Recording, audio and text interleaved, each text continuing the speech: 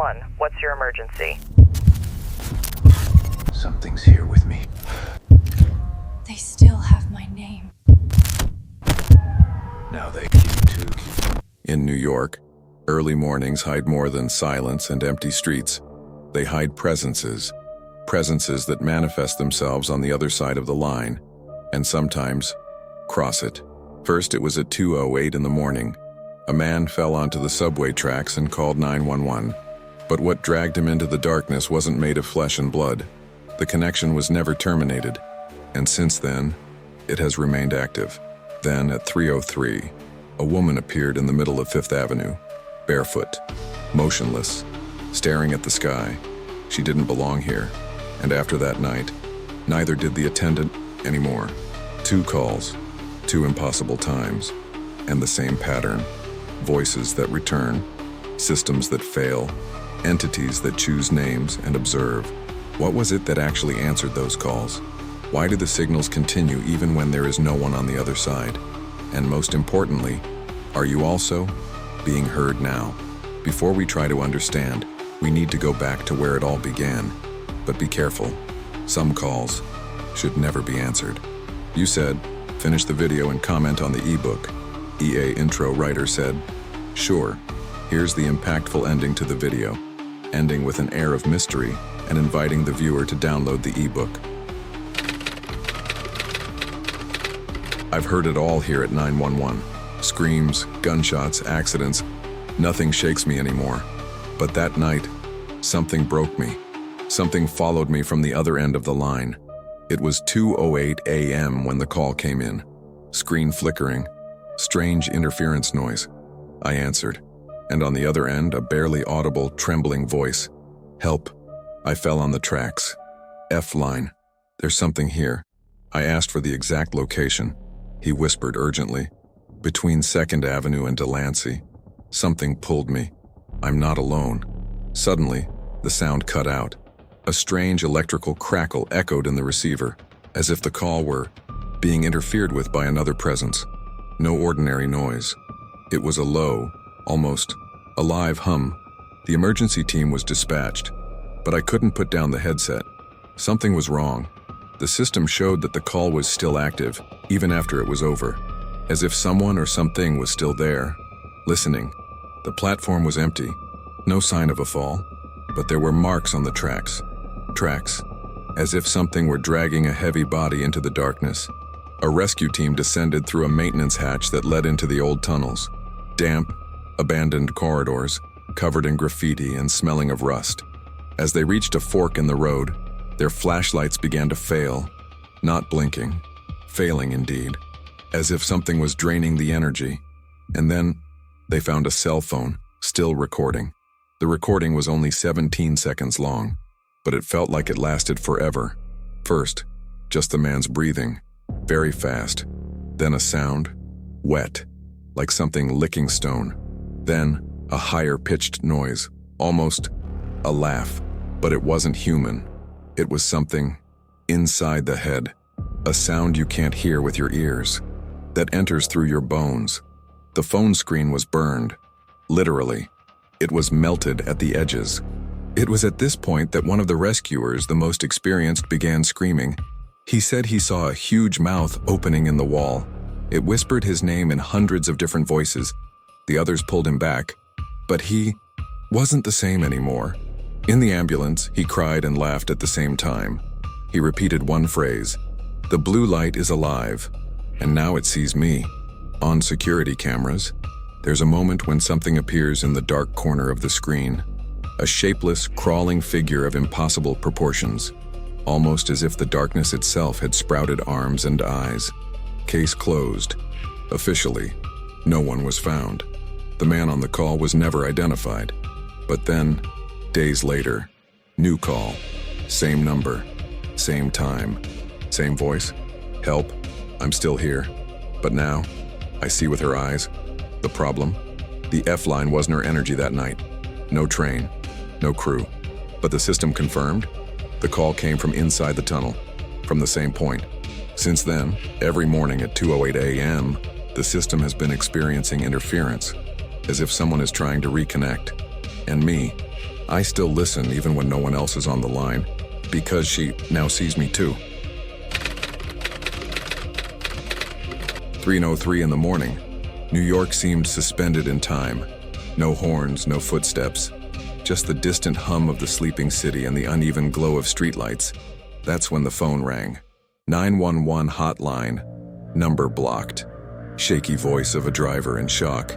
There's a woman, standing right in the middle of Fifth Avenue. She doesn't move. She doesn't blink. She's barefoot. She just stands there, and she's looking up, as if hypnotized by something, in the sky. I asked him to stay on the line. He hesitated. Then he whispered, "I think she's seeing me," without looking at me, as if she knows I'm here. The ambulance was dispatched. Paramedics found her exactly as described, alone in the middle of the avenue, under the flickering light of a street lamp, standing still, eyes fixed on the sky, empty smile, feet covered in dried blood. When they tried to get closer, she said, "It wasn't here. The lights are wrong. They switched the codes. You can't see it, but I can." Martinez, one of the rescuers, reported feeling suddenly nauseous when he touched her, as if something inside him had been recognized by her. When she grabbed his arm, she whispered in a guttural voice, "They still have my name, and now they have yours." At that moment, all electronic equipment failed. Radios, ECG, flashlights. The only light left was from the street, and then the street light above her burned out, crackling in the darkness. During transport, the ambulance passed 3 red lights that did not exist Ali Narota. The GPS spun in circles. The siren blew rhythmically, as if imitating breathing. At the hospital, she fell into a completely catatonic state, unresponsive, unidentified. The fingerprints failed. The system returned a single line of response. Non-existent entity, registration denied. But the worst was yet to come. 2 days later, Martinez requested leave. He said he dreamed of a roofless room, where the woman walked backward, speaking phrases in languages he didn't know. And yet, he understood everything. 3 other employees reported panic attacks. One tried to gouge out his own eyes with his bare hands. He said that the heavens were under repair, and that the real world had not yet been loaded. And me, I started getting calls. Same voice, same time, 3:03 in the morning. I have to go back. They left the door open. It wasn't my turn. Then, the messages started. Recordings on the internal system. Audio snippets with overlapping voices, hundreds of them, all calling for help, all with the same heart rate. It was then that I discovered something that chilled my soul. On the night of the call, at 3:03 a.m., a geostationary satellite over New York recorded a luminous anomaly, a pulsing blue light pattern that lasted only 0.4 seconds. But it caused interference in 72 communication towers, including that of our emergency center. No one explained. They just said, "Technical failure." But I know what I heard, and I know what she brought. Today, sometimes, I hear my name coming from the radio, even when it's turned off.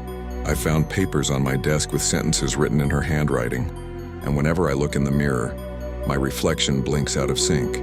She left the hospital. Nobody saw. But every morning, at 3:03 a.m., the reception camera records a figure standing on the sidewalk, under the light of the street lamp that never came on again. I try to ignore it, but today, she called again, didn't ask for help. He just said, "You shouldn't have listened. Now you're their next name." It was late at night, the wind cutting across the East River with a dull howl. I was on the early shift at the 911 call center, my coffee cup already cold beside the keyboard, the room lights flickering from the approaching storm. The call came at 1847, female voice, too calm, almost sounding distant. "My daughter, she fell off the Brooklyn Bridge. I hear something coming from underneath." I asked where exactly. She said her daughter was holding on to the railing, part of the handrail, but slipped. She fell. She heard a crash, then silence, but then a sound echoed, a repeated echo, like the snap of bones, or chains being dragged.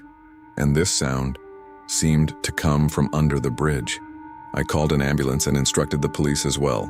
The location, mid-bridge, closest to Manhattan, central support point, a dark section of the old metal structure, where there's no lighting, only the intermittent glow of passing cars, headlights. When the ambulance arrived, the police were already there, lifeguards looking down, radios blaring. The woman, devastated, was pointing at the gap between the beams. The sound actually echoed, a crack, a low growl that rose through the metal structure. The girl's body was nowhere to be seen, only drops of water hitting metal, drips, muffled laughter that could also have been the wind passing through the bars. 2 paramedics stepped forward to peer through the gap between the beams. Flashlights flickered. The sound grew louder. First, a childish wail, then a dissonant laugh, as if several small voices were laughing.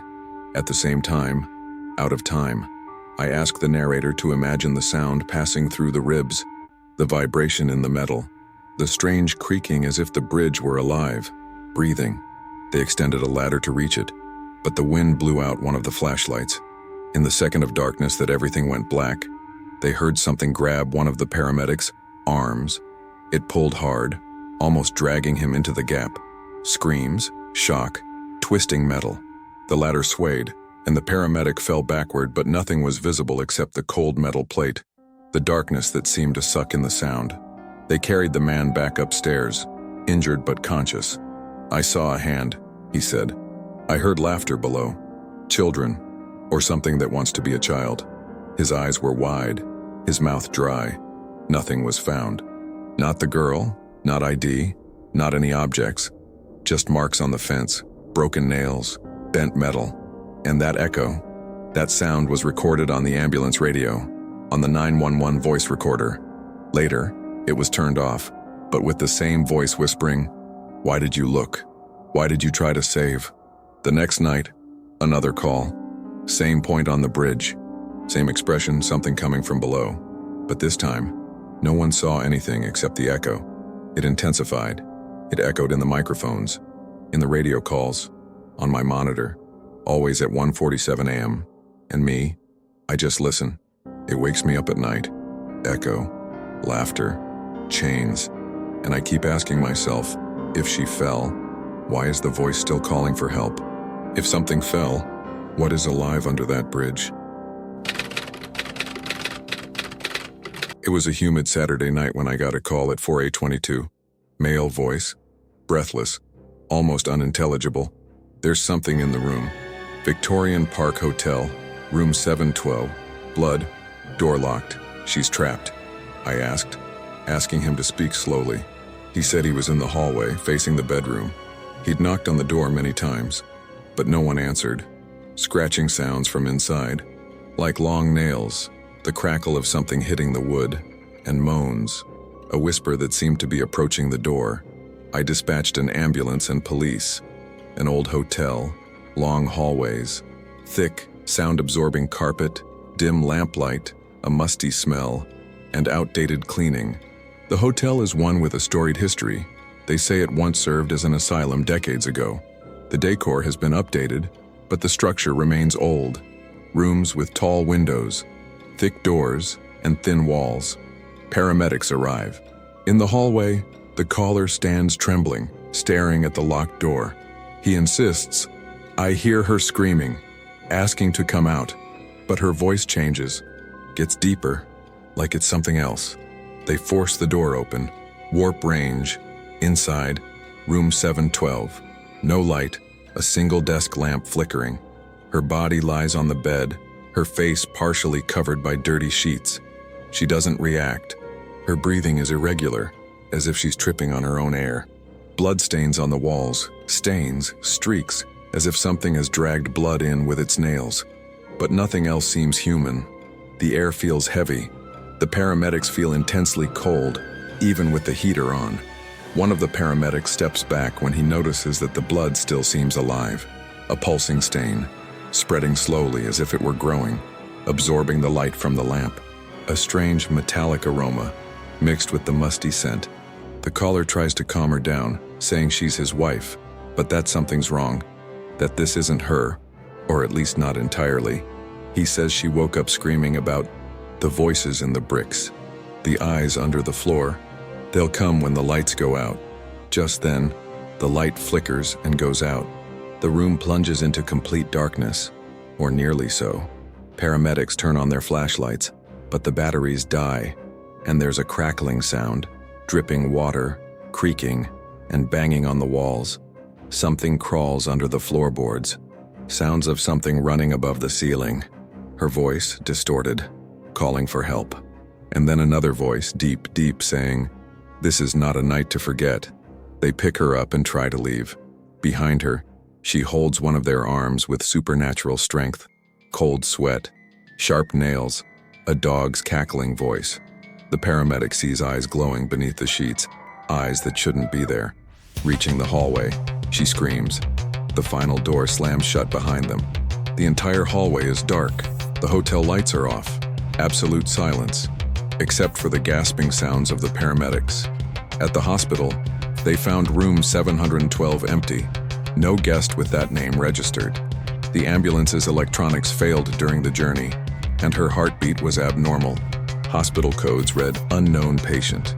And I, in the call center, get a recording, raw audio, captured from the ambulance, where she whispers, "They look from the bricks. They find me in dreams. I'm still in 712. And it is marked in the system as origin. Room 712, Victorian Park Hotel. But when I checked, there was no record of an active room on the list. Room 712 was down for repairs, sealed for weeks. Since those nights, the calls have never been the same. Some voices keep coming back. Others seem to have taken root in the systems themselves.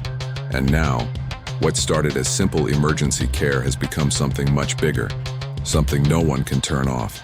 Because maybe these calls aren't trying to ask for help, but yes, find someone new to listen. If you've made it this far, it's because you still have time. But be careful. At night, when your cell phone rings, think twice before answering. And if you want to delve even deeper into these bizarre cases, stories inspired by the greatest classics of psychological and cosmic horror, download our exclusive ebook now with the extended and annotated versions of these and other 911 calls. The link is in the description. But remember, after reading, you might start listening too.